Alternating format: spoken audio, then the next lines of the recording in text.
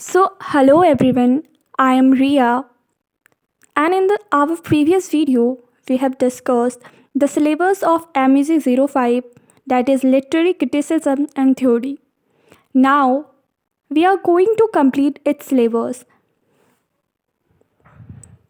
I have discussed that there are total 8 blocks in this chapter, and we will start reading each block. So, this video is related to block 1, that is an introduction. So, in this blog, we will discuss an introduction of literary criticism and theory.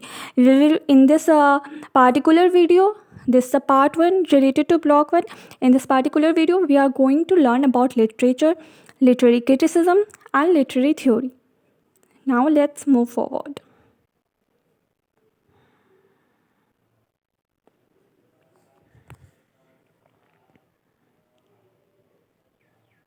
So, it is an introduction video. So, what we mean by literary criticism.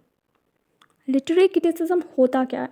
तो literary criticism can be defined as a practice of analyzing, interpreting, and comparing work of literature, and literary theory consists of many academic, philosophical, and political frameworks that the literary critics use to study literature.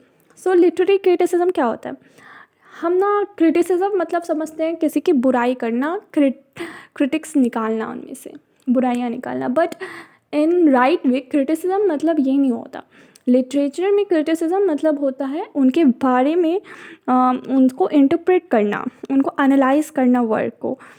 And that can be good, bad, any kind of analyzation. And it is also means that compare that particular work with other work, with the previous writer who have written in the same way. So this is the real meaning of literary criticism. Literary criticism बस ये नहीं होता है कि उनकी बुराइयाँ ढूंढो, उनके बारे में कुछ बुराइयाँ बोलो, उनके बारे में कुछ फॉल्स निकालो, बल्कि उसका मतलब ये होता है कि प्रैक्टिस करना, किस चीज़ को, कोई भी वर्क को एनालाइज करने का, उनको इंटरप्रेट करने का, उनको कंपेयर करने का दूसरे पोइट्स, दूसरे राइटर्स के वर्क से, दूसरे क्रिटिक के वर्क से. सो इसमें बहुत कुछ होता है. बहुत सारे काइंड ऑफ राइटिंग्स में इसको यूज़ कर सकते हैं, जैसे कि हमारे एकेडमिक्स में यूज़ कर सकते हैं, फिलोसफिकल राइटिंग में, पॉलिटिकल फ्रेमवर्क में, that literary critic use to study literature. जहाँ भी हमें लिटरेचर पढ़ना होता है वहाँ पे लिटरेरी क्रिटिसिज्म का यूज़ करते हैं. अब हमने इस लिटरेरी क्रिटिसिज्म के में देखा कि literary that comes from literature. तो लिटरेचर क्या होता है, ये भी बहुत इम्पॉर्टेंट पॉइंट है. तो लिटरेचर कोई भी, whatever, any written work और any spoken material means literature. Literature is generally derived from a word that means writing form with letters. So literature means where the many words are used there, and it consists of so many writings. Also it can be a spoken material or it can be a written material.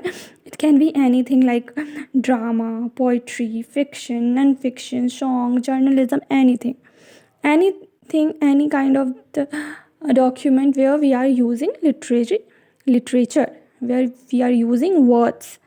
So this is called literature. In simple words, we can understand that literature represents the culture and tradition of a language and a group. So हम देखेंगे कि हम जब कुछ भी कहानियाँ या कोई भी स्टोरी पढ़ते हैं, जैसे कि हिंदी में पढ़े या फिर इंग्लिश में पढ़े, तो जो भी लोग होते हैं, वो जो राइटर्स होते हैं, जो ऑथर होते हैं, उनको लिखते हैं, तो वो वहाँ से हम जो पढ़ रहे हैं, जो हमें समझ में आ रही है और जो लिख रहे हैं, बताया, उससे ये पता चलती है कि हमारा जो लैंग्वेज है, हमारे किस लैंग्वेज पे पकड़ है, हमारी ट्रेडिशन क्या है, हम किस चीज़ को ज़्यादा अच्छे से समझ सकते हैं. तो ये हमारे लैंग्वेज पे पकड़ और हमारे ट्रेडिशन को भी एक्सप्लेन करता है literature.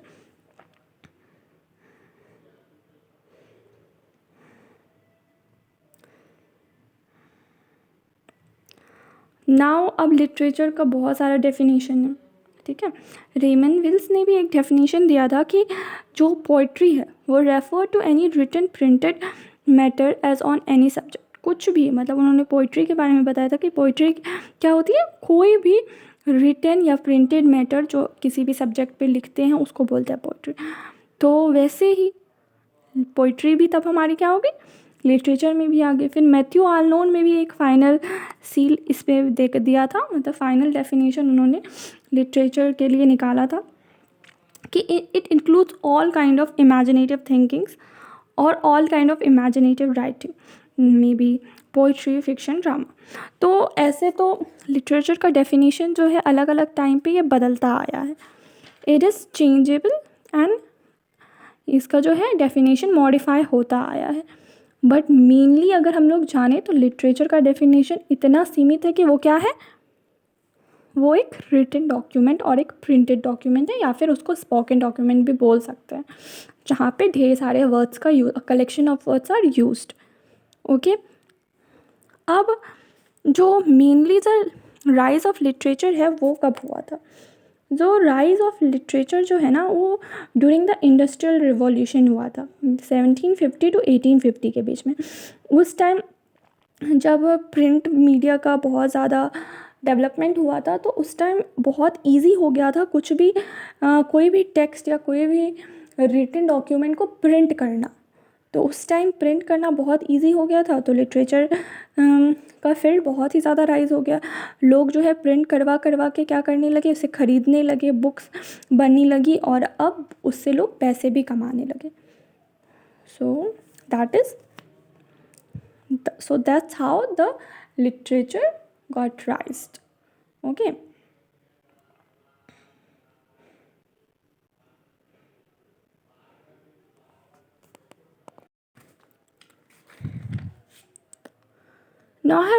Now we have discussed the literary criticism, what is literary criticism and what is literature. So there is one a more point is that what is literary theory, because in literary criticism it is very necessary to use literary theory. तो हमें पता होना चाहिए कि literary criticism हम पढ़ रहे हैं तो थ्योरी होता क्या है, लिटरेरी थ्योरी होता क्या है। तो लिटरेरी थ्योरी क्या है, a set of expected believes है ये, जो कि एक ऑर्गेनाइज्ड प्रिंसिपल भी है, जो कि हमें एक्सप्लेन करता है, जो कि हमें गाइड करता है to analyse. And one of the ways the theory is define is that it is a different from practice. मतलब प्रैक्टिस करना मतलब क्रिटिसिज्म करना, बट थ्योरी क्या है, थ्योरी बिलीफ है या एक प्रिंसिपल है जिसके थ्रू हम लोग क्या करते हैं, हम लोग क्रिटिसिज्म करते हैं। तो थ्योरी वो बिलीफ है, वो एक ऑर्गेनाइज्ड प्रिंसिपल है। लिटरेरी थ्योरी को ऐसा भी बोल सकते हैं कि एक way of interpreting a work of art, एक तरीका है जिस तरीके से हम लोग क्रिटिसिज्म करें, इंटरप्रेट करें। तो दोनों अलग अलग है, हम दोनों को सेम समझ लेते हैं, लेकिन ऐसा नहीं है। कोई भी reader, when readers and scholars engage in literary criticism which is the practice of evaluating literature, they often use literary theories to inform their ideas and opinions about a text.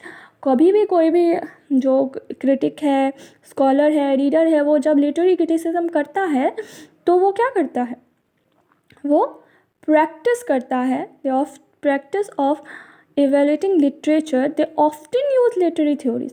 वो उस प्रैक्टिस में literary theory का use करते हैं और उस theory के according interpret करते हैं। जैसे हम किसी भी चीज़ को इवेलुएट करने चले, एग्जामाइन करने जाए, तो हमें उस चीज़ के बारे में पता होनी चाहिए, कुछ पॉइंट होने चाहिए जिस पॉइंट के बेसिस पे हम उसको इंटरप्रेट कर सकेंगे, उसको एग्जामाइन कर सकेंगे। वैसे ही जब हम लोग किसी रिटन डॉक्यूमेंट को एग्जामाइन करते हैं तो उसके भी कुछ पॉइंट होते हैं, उसके कुछ थ्योरी होते हैं, बिलीफ होते हैं कि इन सारे बिलीफ, इन सारे केस को लेते हुए हम फिर इंटरप्रेट करने की कोशिश करेंगे। तो these are known as literary theory. तो हम लोग ऐसा कहते हैं कि लिटरेरी क्रिटिसिज्म और लिटरेरी थ्योरी जो है एक दूसरे से मिलती जुलती शब्द, हाँ मिलती जुलती कह सकते हैं, पर हम ये ऐसे नहीं कह सकते कि एक दूसरे के जगह यूज़ है, इंटरचेंजेबल नहीं है, एक दूसरे के जगह कभी भी हम इसे यूज़ नहीं कर सकते। समझ में आ रहा है सबको? तो आगे जो है वो है कि स्कॉलर्स जो है वो लिटरेरी थ्योरीज़ के बारे में क्या बताते हैं। वो उन्होंने बहुत अच्छे से बताया है कि आई ग्लासेस और camera lenses through which we can examine and evaluate works of literature and other pieces of art, and what we see through each glass becomes the focus of their literary criticism। क्या होता है कि एक eye glasses या फिर जो भी हम आई ग्लासेस यूज़ करते हैं, कैमरा यूज़ करते हैं, जिससे हम लोग किसी भी आर्ट को एग्जामाइन करते हैं या किसी भी चीज़ को देखने की कोशिश करते हैं, तो वो क्या हो गया, वो हो गया लिटरेरी थ्योरी। और जिससे और जो हमें दिखता है, ठीक है, वो क्या हो गया, वो हो गया criticism. In short, literary criticism is a research method, ये एक तरीका है, और a kind of scholarly discourse that engages with literary theory. ये एक तरीका है जिससे हम लोग किसी भी लिटरेचर के किसी भी रिटन डॉक्यूमेंट को एग्जामाइन करते हैं। सो this is what literary theory means. So this is it for the video, and in the next video we will read the other parts, other thing that is given in this blog.